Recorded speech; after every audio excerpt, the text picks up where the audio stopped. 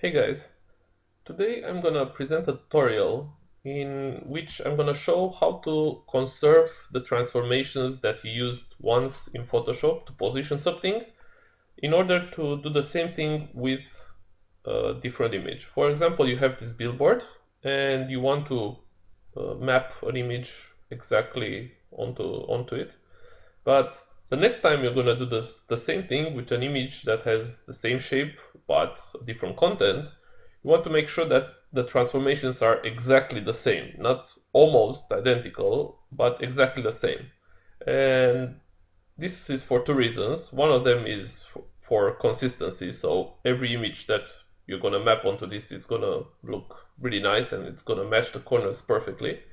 But also in the fact that you want to, once you put in the transformations, you don't want to try to do them again because it takes a lot of time.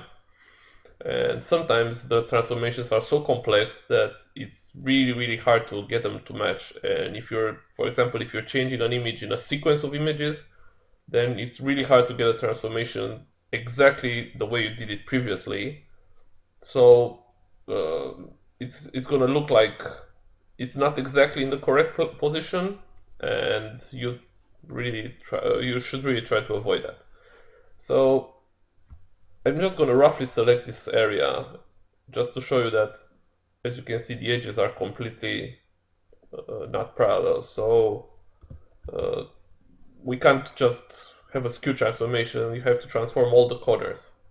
So I'm just going to take this first poster, going to paste it here, convert it to a smart object, make it 50% opaque, just so I can map it a bit better.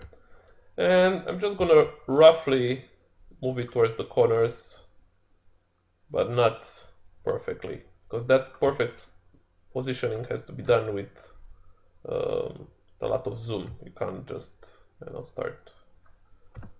You shouldn't move them in any other zoom level other than really high zoom, because otherwise you're not going to be accurate. If you move it when you're seeing the whole image like that, it will not be accurate at all. It would be awful, and you're not going to cover the edges correctly.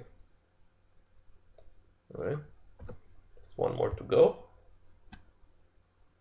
You see, this transformation didn't take me long, but it took me like half a minute or up to a minute if I really want to make it perfect. And now it is in the correct position, and I can export this. I'm just gonna save it for now as a TIFF file. The TIFF file is exactly like a PSD file. It has all the layers, all the channels, all the paths, everything gets saved exactly like a PSD file, but the major difference is that the TIFF file has also a thumbnail in Windows. So if you're a PC user, it helps a lot that you can see a thumbnail. In Mac, you can save thumbnails for any kind of file, so it's not really relevant, but this is really useful in Windows. So now I have this poster, which I want to map exactly the same way. Well, as you know, transform again is one of the options. And when I'm going to paste it here, I can just apply that. But this is not something you can do one after the other. And those two posters were different resolution, even though the same aspect ratio, they had the same aspect ratio, but the resolution was different. So transform again will not work. And sorry guys, I'm just gonna reopen my TIFF file as if I've reopened it after a few months. Just gonna take this image, open my layer, paste it, scale it up,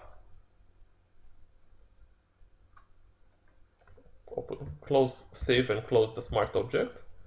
And now the positioning is perfect because all the transforms are here in the smart objects transformations. Those are saved with my file, with the source file.